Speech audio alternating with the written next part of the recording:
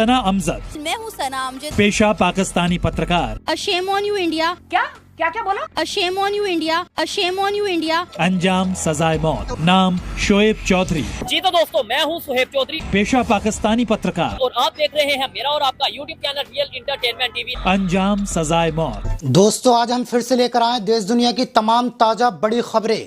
सबसे पहले बड़ी खबर में बताऊंगा कि भारत की तारीफ करना, 2 यूट्यूबरों को पड़ा भारी, पाकिस्तानी सेना ने दी दोनों को फांसी। महाकुंभ में शेख बनकर पहुंचा राजस्थान का हिंदू युवक, बाबाओं ने कर दी पिटाई, वीडियो हुआ वायरल। शादी के बंधन में बंधे गोल्डन बॉय नीरज चोपड़ा, पत्नी का नाम किया रिवील। गाजा पट्टी में 15 महीने जंग लड़ने के बाद इजराइल ने मानी हार। फिर गाजा की सड़कों पर हमास ने निकाला विजय मार्च, जश्न में डूबे दुनिया भर के मुसलमान। 26 जनवरी से उत्तराखंड में लागू होगा यूनिफॉर्म सिविल कोड, मुसलमानों ने किया जमकर विरोध। उत्तर प्रदेश के संभल में एक बार फिर हुआ बवाल, पुलिस ने एक मुस्लिम व्यक्ति को थाने में पीट कर दी हत्या।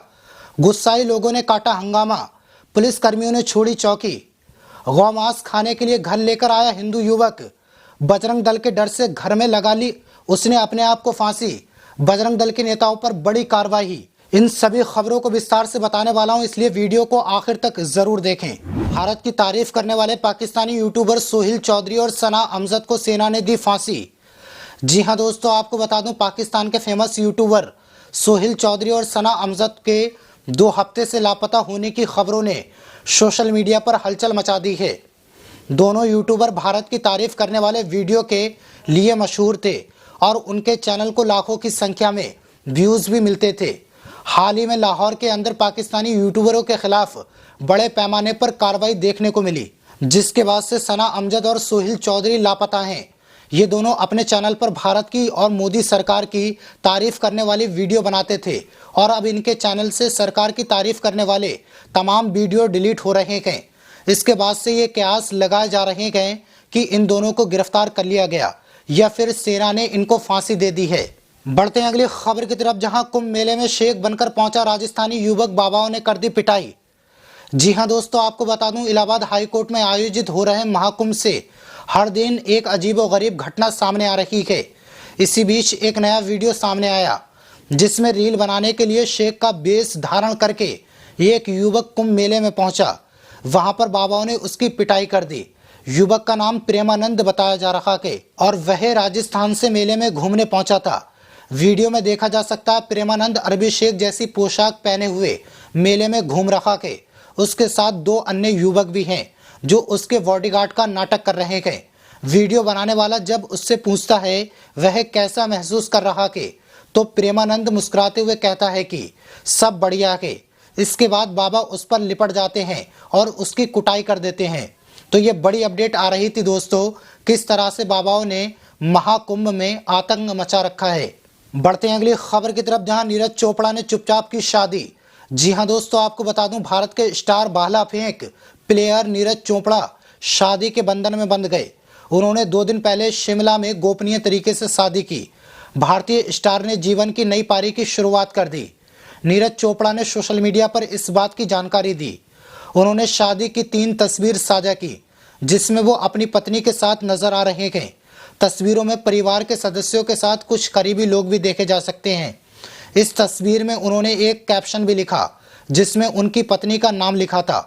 उनकी पत्नी का नाम हिमांशी है।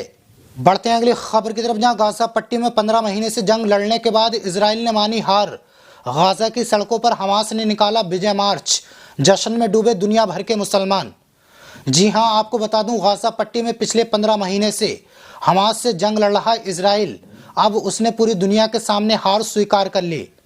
इजराइल के प्रधानमंत्री नेतन्याहू इजराइल के बंधकों को हमास से छुड़ाने में नाकाम रहा और इजराइल ने अब एंड में आकर युद्ध विराम कर लिया।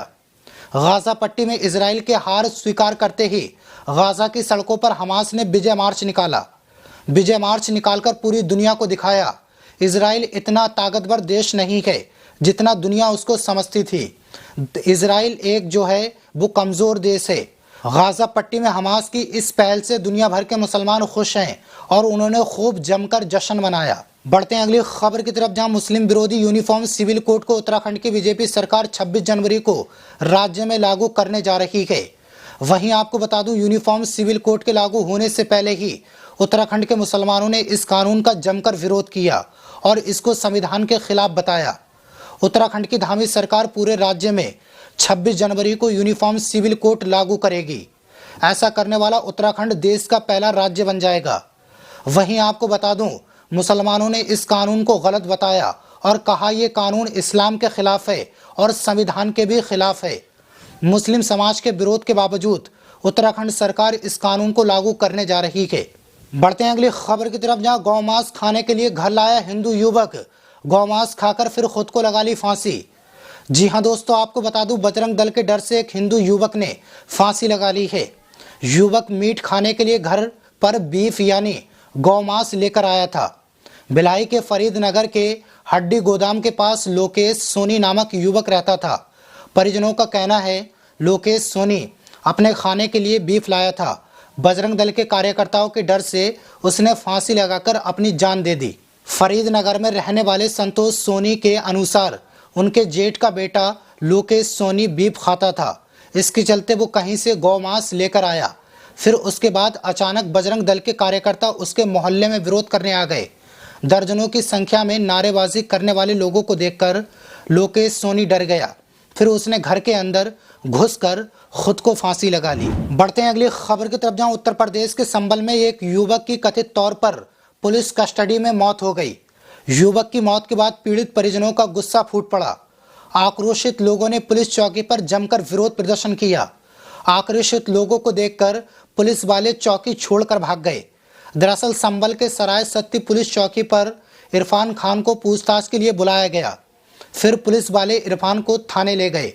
आरोप है पुलिस कस्टडी में युवक की मौत हो गई, जिसके बाद युवक के परिजन और आसपास के लोग चौकी पहुंच गए। युवक की मौत से गुस्साए लोगों ने चौकी पर जमकर हंगामा काटा।